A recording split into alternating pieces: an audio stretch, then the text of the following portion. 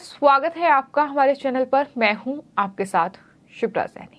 महाराष्ट्र में एनसीपी के नेता जितेंद्र आव्हाड की गिरफ्तारी के बाद सियासत काफी ज्यादा गरमाई हुई है। मराठी फिल्म हर हर महादेव के खिलाफ प्रदर्शन के मामले में गिरफ्तार हुए एनसीपी नेता जितेंद्र आव्हाड ने अब विधायक पद से इस्तीफा देने की घोषणा कर दी है।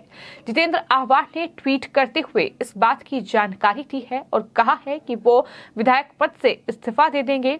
इसे लेकर सियासी गलियारों में काफी चर्चाएं शुरू हो गई हैं। महाराष्ट्र की राजनीति में एक बार फिर सियासी भूचाल आता दिखाई दे रहा है। जिस तरह से जितेंद्र आव्हाड ने अब पुलिस पर कई गंभीर आरोप लगाए हैं। उन्होंने ट्वीट करते हुए यह भी आरोप लगाया कि पुलिस ने 72 घंटों के अंदर उनके खिलाफ 2 झूठे केस दर्ज कर दिए हैं। उन्होंने ये भी कहा कि यह लोकतंत्र की हत्या है।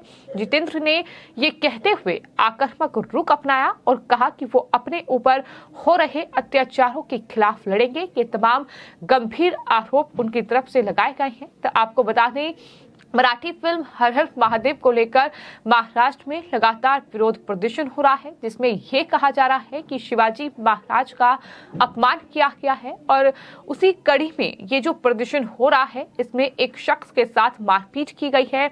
ये मारपीट एनसीपी के कार्यकर्ता, जिनमें एनसीपी के नेता जितेंद्र आव्हाड भी शामिल थे, और उसके बाद उनकी गिरफ्तारी हुई। लेकिन इसी के साथ साथ आपको ये भी बता दें कि जितेंद्र आव्हाड पर आरोप ये भी लगा है कि एक महिला के साथ छेड़छाड़ की गई है, और उस पूरे मामले में भी जो है केस दर्ज जितेंद्र आव्हाड के खिलाफ हुआ है। तो इस तरह से जितेंद्र आव्हाड, जो कि एनसीपी के नेता हैं, जो कि गिरफ्तार हो चुके हैं, शरद पवार के बेहद करीबी हैं, तो जाहिर तौर पर ये शरद पवार, जो कि एनसीपी चीफ हैं, उनके लिए बड़ा झटका है। आपको बताते हैं कि आखिर जितेंद्र आव्हाड ने क्या ट्वीट किया है, किस तरह से उन्होंने पुलिस की आलोचना की है। आपको बता दें, जितेंद्र आव्हाड ने जो ट्वीट किया है उसमें उन्होंने लिखा है कि मैं अपने विधायक पद से इस्तीफा देने का फैसला कर रहा हूं। एनसीपी विधायक ने पुलिस पर 72 घंटों के भीतर उनके खिलाफ 2 झूठे मामले दर्ज करने का आरोप भी लगाया है।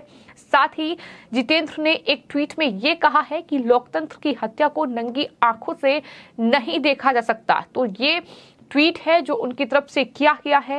एनसीपी नेता जितेंद्र आव्हाड के खिलाफ छेड़छाड़ का मामला दर्ज किया गया है। बीजेपी महिला मोर्चा की पदाधिकारी ने आव्हाड पर छेड़छाड़ का आरोप लगाया था। इसके बाद पुलिस ने उनके खिलाफ ये छेड़खानी का मामला भी दर्ज कर लिया है।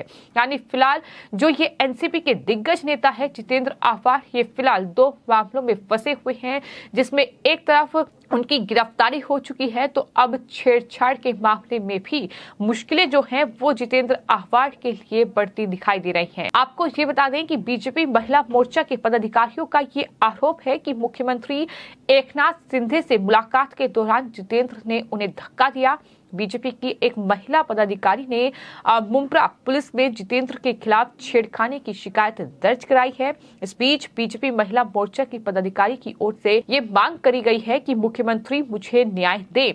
और इस शिकायत के बाद ट्वीट जो है जितेंद्र का वो चर्चा में आ गया है, जिसमें उन्होंने पुलिस पर कई गंभीर आरोप लगाए हैं। आरोप ये लगा है कि उनके खिलाफ एक झूठा मामला दर्ज किया गया है। तो कुल मिलाकर के 2 मामले हैं, जिसमें एनसीपी के नेता जितेंद्र आव्हाड के लिए मुश्किलें बढ़ रही हैं। एक मामले में गिरफ्तारी हो चुकी है, जिसमें विवियाना मॉल में मारपीट का ये मामला, जिस मामले में उन्हें गिरफ्तार किया गया, लेकिन उसके बाद अब वो विधायक पद से भी इस्तीफा दे देंगे। ये उनकी तरफ से ट्वीट करके घोषणा की गई है। हालांकि इस्तीफा कब देंगे ये आने वाले वक्त में देखना होगा, लेकिन फिलहाल महाराष्ट्र में मुश्किलों में फंसी एनसीपी के लिए ये खबर काफी ज्यादा मुश्किलें बढ़ाने वाली हैं। एनसीपी चीफ शरद पवार के लिए ये बड़ा झटका है।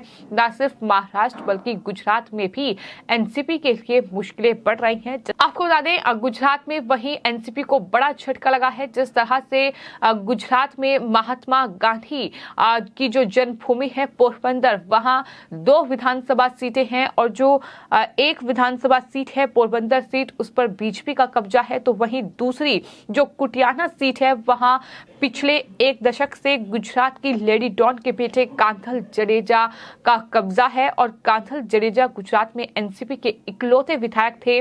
पिछले चुनाव एनसीपी अलग लड़ी थी और फिर भी कांथल जडेजा ने बड़े अंतर से बीजेपी को वहां शिकस्त दी थी, यानी बीजेपी की हार हुई थी। इस बार कांग्रेस और एनसीपी के बीच गुजरात में गठबंधन हुआ है और इसमें एनसीपी को कुल 3 सीटें मिली हैं जहां वो चुनाव लड़ेगी। इसमें कुटियाना शामिल नहीं है। इसी से नाराज होकर कांथल जडेजा ने एनसीपी से इस्तीफा दे दिया है। अब वे कौन सी पार्टी का रुख करेंगे ये देखना होगा। क्या वो निर्दलीय चुनाव लड़ेंगे या किसी और पार्टी का रुख करेंगे? क्या बीजेपी में वो शामिल होंगे? जिस तरह से हमने देखा कि राष्ट्रपति चुनाव में उन्होंने द्रौपदी मुर्मू को वोट दिया और वहीं राज्यसभा चुनाव में भी उनका एक अलग मत देखने को मिला। कहीं न कहीं पार्टी को उनकी वजह से शर्मिंदा भी होना पड़ा। जिस तरह से कांथल जडेजा ने अपना एक अलग रुख दिखाया और अब जिस तरह से उनकी ये सीट थी जहां से वो चुनाव लड़े थे और जीते भी, लेकिन उस सीट पर कुटियाना जो सीट है वहां दरअसल कांग्रेस पार्टी ने वो सीट अपने नाम कर ली है, यानी कांग्रेस पार्टी के उम्मीदवार उस सीट से चुनावी मैदान में होंगे।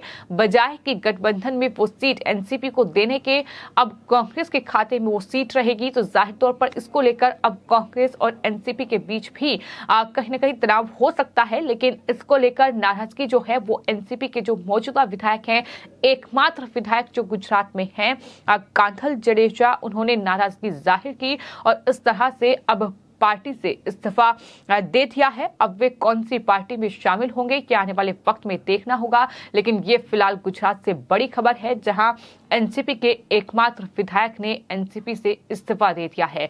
तो शुक्रवार को गुजरात विधानसभा चुनाव में भी ये बड़ा झटका लगा है। जिस तरह से महाराष्ट्र में उद्धव ठाकरे के साथ गठबंधन करके वो सत्ता पर काबिज थे, लेकिन वहां गठबंधन टूट चुका है। वहां जिस तरह से सत्ता से बेदखल हो चुके हैं, अब लगातार कहीं न कहीं एनसीपी भी बिखरती हुई नजर आ रही है। अब जिस तरह का आरोप जितेंद्र आहवाड पर लगा है, उनकी गिरफ्तारी हो चुकी है, उसके बाद एनसीपी के लिए मुश्किलें काफी ज्यादा जो है महाराष्ट्र में और साथ ही साथ गुजरात में बढ़ चुकी हैं। फिलहाल आपकी इस पूरे मामले पर क्या राय है, हमें कमेंट बॉक्स में जरूर लिखें और चैनल को सब्सक्राइब करें। धन्यवाद।